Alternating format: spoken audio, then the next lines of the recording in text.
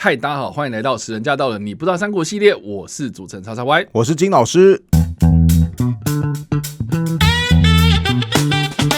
好的，欢迎回到我们的节目。我们这一集要来聊聊的是《三国》这个电视剧的第41集。在这一集的内容当中呢，我们又看到了另外一个非常著名的名场面，就是周瑜打黄盖，也就是传说中的苦肉计啊。那我们也有听过一个非常著名的一段话嘛，叫做周瑜打黄盖，一个愿打，一个愿挨。那也因为有这样的一个举动啊，促使了后续黄盖他诈降曹操，使得赤壁之战当中的火攻奏效啊。那当中这个关键的人物呢，就是黄盖这个人啊。那我们今天就把焦点放在黄盖这个人到底是何方神圣喽？好 ，OK， 我记得叉叉 Y 你好像很喜欢玩一款游戏，就是可以割草的三国游戏嘛。你有没有印象？如果你选择孙家阵营的话，最一开始其实只会有3个角色，起码我玩的那一代是这样。OK， 第一个角色一定是主角孙坚嘛，对不对？就是身为君主。那其中一个人是谁呢？就是黄盖，对不对？顺带一提，我记得黄盖在里面当中的设定，他是会放地雷还是怎么样？他很会丢炸弹，然后而且你用丢炸弹的方式呢，很容易抢到马，所以一开始一定要选黄盖，要不然你会走路走得很辛苦。反正我当初看到黄盖他用那个地雷的时候，想说这是什么样的游戏？反正玩得很爽就对了。其实真三国无双这样的设定是有符合到一定的史实的。我说的不是扔炸弹的部分。我们在看《三国志》的时候，其实有一个传记是记载着对于江东集团贡献卓越的一些武将，总共有12个武将。12个武将当中，排行第一的叫做陈普，排行第二的就是黄盖。当然啦，这边的排行不是只说他们的能力的高低，更多是指资历的高低，因为陈普他几乎就是整个孙家集团当中最德高望重的武将，资历够深。黄盖排第二，什么意思？就是他应该是很早就加入到孙家集团当中了。具体来说，他是什么时候加入呢？根据黄盖在《三国志》当中的传记，他是荆州的零陵人，是在零陵这个地方开始跟随了孙坚。为什么他会去跟随孙坚呢？是因为孙坚曾经有一度奉命征讨在荆州南部掀起叛乱的欧兴势力，估计就是孙坚带队来到荆州的时候，黄盖就顺便加入到孙坚的麾下。之后呢，在攻打董卓的战争，黄盖这个时候已经成为孙坚的别部司马，什么意思？它是机要参谋的意思哈，意思就是说，这个时候黄盖已经很受到孙坚重用了。不过这边就要稍微吐槽一下哈，大概就是老资格的关系。你再看那个光荣三国志系列，通常这种所谓的老资格的人，他们登场妆容都会画得很老。黄盖比方说在游戏登场30多岁，结果他的形象是怎么样？白胡子老爷爷那种形象，就是哇塞，你才30多岁，你为什么胡子这么长？还有都是白色的。James Harden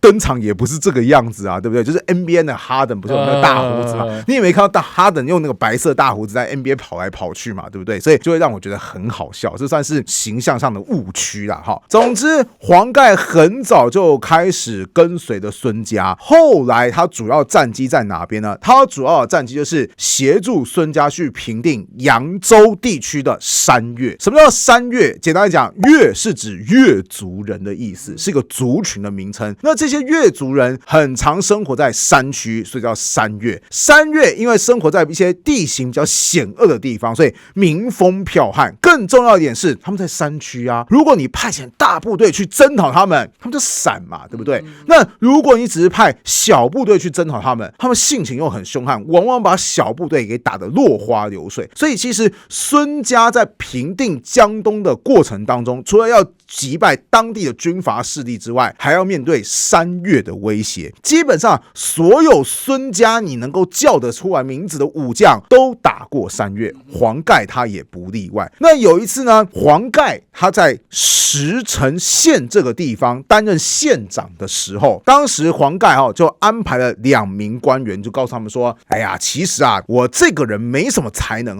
我最擅长呢是靠着武功打仗，内政这种事事情我不是最擅长的，所以呢，我就要拜托你们两位好好帮我监督各个官员。那你们如果用心做事，我一定挺你们。但是如果你们不用心做事，先跟你们说了哈，我也是一个愿意尊重官员的人，我绝对不会随便打骂你们，但是我希望你们好好做事就对。好，我话已经说完了。由于黄盖他在孙家老资格嘛，一开始官员都觉得说来了一个重要人物，大家要盯紧一点这个样子。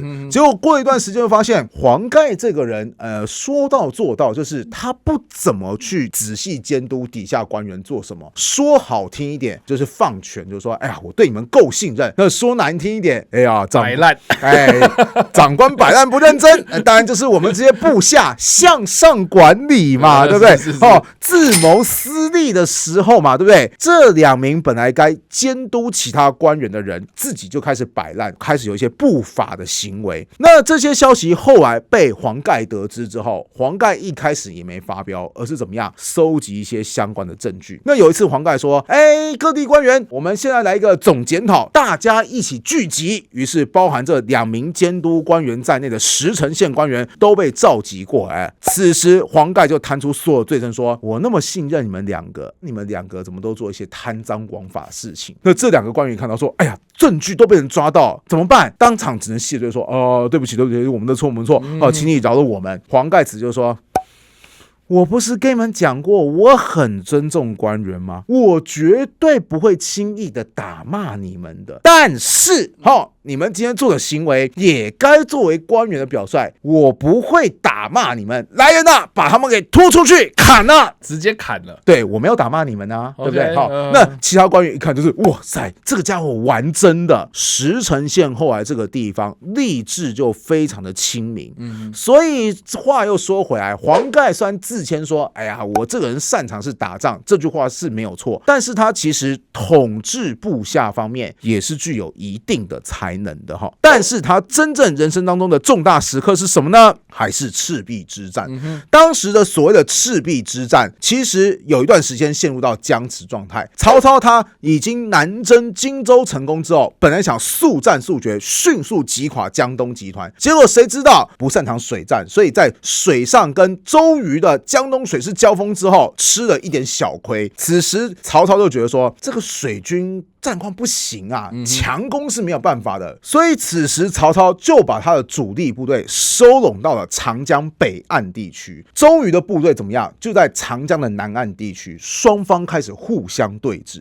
可是要注意哦，虽然暂时打了一个平手，但是江东地区毕竟没有像曹操那么多的资源嘛，对不对？所以如果长时间对峙下去，即便周瑜这边军队人数比较少，但反而在后勤供应方面会不如曹操。此时黄盖就跑出来说，今厚众我寡，难与持久，然观操军船舰首尾相接，可稍而走也。什么意思？就是我们再这样长期对峙下去啊，那不是办法的。可是我观察到曹操的水军，哇，那个船只都靠得非常的密集，如果我们使用火攻，就有可能把他们给击退。周瑜就觉得说，有道理。那这个时候就发生了什么事情啊？历史当中并没有周瑜打黄盖，而是黄盖他就开始先做一些准备。第一个，你要烧人家嘛，对不对？就要准备火种船，就是准备一些船只，里面就放着一些易燃品，到时候施展所谓的冲撞攻击，然后点燃之后，把对方的船全部都给烧掉。这是第一个准备船只的部分。第二个，那我要怎么样才能接近曹操的船只，然后去点燃冲击他们呢？对不对？我要是敌军，我稍微远远的出现，曹军就会预备啊，他也不是傻瓜嘛，他一定会分散开来嘛，对不对？所以黄盖想到就是我必须得诈降，他就写了一封信告诉曹操说，我这个人啊，我是孙家老资格的部将，其实我受到孙家很多的恩惠，我应该要好好报答孙家的。但是我观看现在我们孙家只有所谓的江东6郡，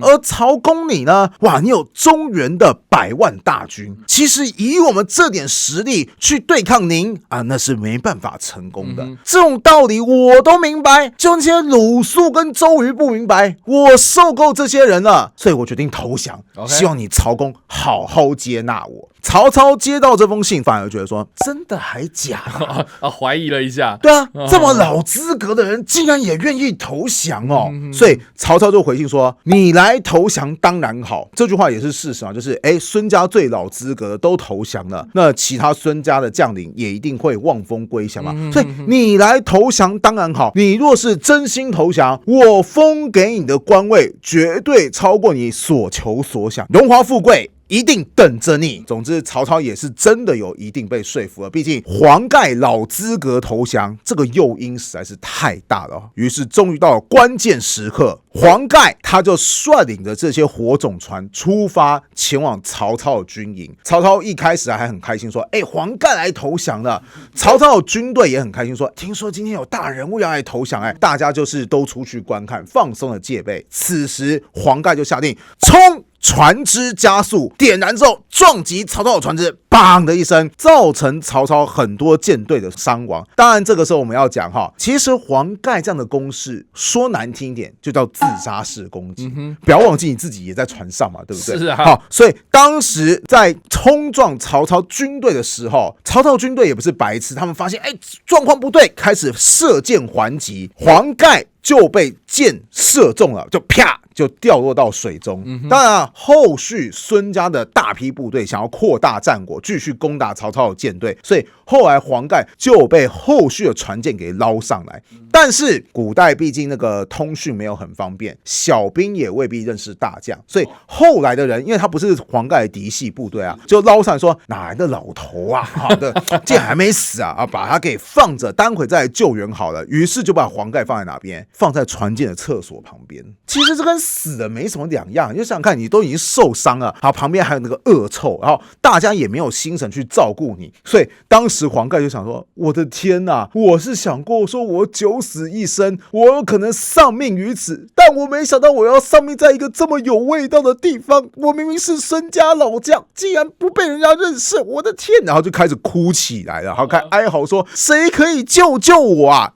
幸好这个时候有人出现了。刚刚讲过嘛，在描写吴国的史书当中，有12个武将并列在同一个传记里，这里面当中第3老资格的韩当就出现了。毕竟同属老资格嘛，韩当跟黄盖之间交情也很深嘛，所以韩当当时在酣战当中就突然听到有人哀嚎说：快点救救我啊，不要把我放在这边啊。韩当就说：这个声音怎么听起来那么像黄盖的声音啊？就去找声音的来源，就发现果然是黄盖，你怎么会在这边？然后才赶快把他给救援起来。好险，不然的话黄盖就有点憋屈，是他不是死在自杀冲锋当中，他是死在厕所的旁边。哇，这传出去可就不好听了。对，好，那赤壁大战获胜，其实黄盖拥有卓越的贡献嘛，对不对？那黄盖在赤壁大战之后发生什么事情啊？答案是以前去镇压山岳这个少数民族，赤壁大战之后继续去镇压其他地方的少数民族，因为这些少数民族很常就散居在这个山当中，行踪飘忽不定，而且他们不像是所谓的一个国家，比方说我把国家的首领找出来斩首之后，他底下的军队就溃散，他比较像是散居在山中的每一个小村落，他们都对外来势力非常非常的敌视，所以就算你平定了这个村庄，不好意思，你还有好几个村庄要接连继续给平定。所以这就是为什么黄盖以前要打少数民族山岳，赤壁大战之后仍然要打其他的少数民族。那当时他的主要战场在哪边呢？已经跑到荆州南部的武陵地区去。当时有一个状况，就是武陵地区的少数民族又掀起了叛乱事件。黄盖当时有多少人？他身旁只有500人。那其实面对蛮族大军的进攻，500人照道理讲是远远不够的。结果此时黄盖就表示说：不要防守城池，打开城门放他们进来。那些少数民族一看说：既然连城门都没防守，冲进去打死他们。于是当这些蛮族冲到武陵城内的时候，此时黄盖才下令说：把城门关上，于是有一部分的蛮族就被留在了武陵城内。黄盖在率领着他的少数精锐反向攻击，结果斩杀数百人，可以算是一个有勇有谋的将军哈。此后呢，还是一样出没在不同的地方，平定少数民族的叛乱。那历史并没有仔细交代他是在哪一年过世的。总之，可以判断黄盖直到他死前都仍然活跃在所谓孙家的战场当中。哇，那这样听下来，黄盖真的是活到老打到老啊！对啊，家有一老如有一宝。其实透过黄盖的经历，我们也可以解答一些人的疑惑，就是很多人去看《三国演义》，或是后来有去接触到《三国志》，就会觉得说，等一下，蜀汉明明领土比起东吴还要少，人口也比较少，可是你看每一次诸葛亮北伐出去作战，都好像那种视死如归的精神，就是不克中原金不还，他怀有强大的意志。反而是你人口较多、军力也比较强的江东集团，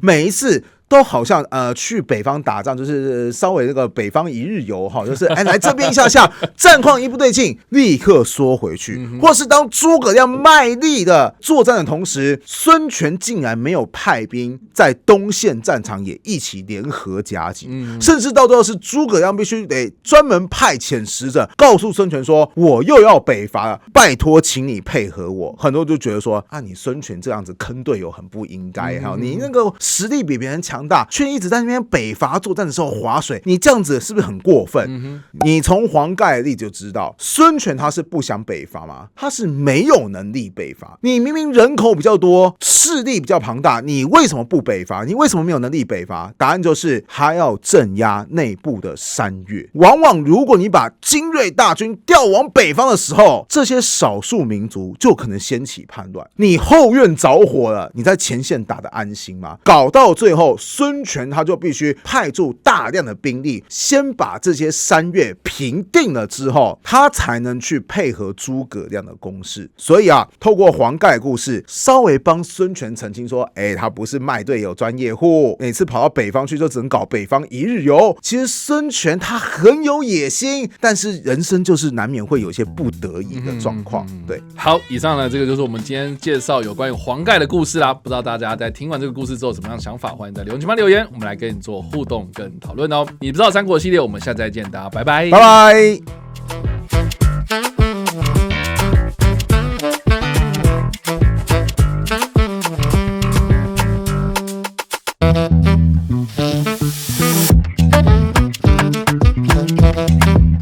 Thank you.